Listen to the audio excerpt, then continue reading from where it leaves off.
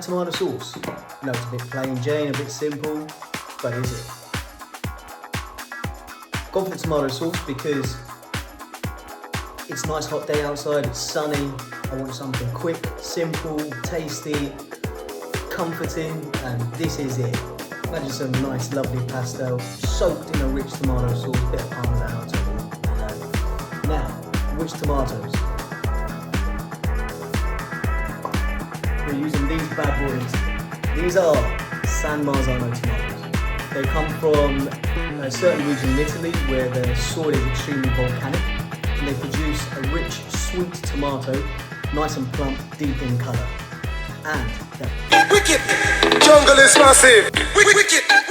But we're going to freeze some of this today, and then later on we're going to make a arrabbiata out of it, we'll make a ragu out of it. It makes the perfect base for any sauce, and it's all about the base. I'm all about that bass, no trouble. I'm all about that bass.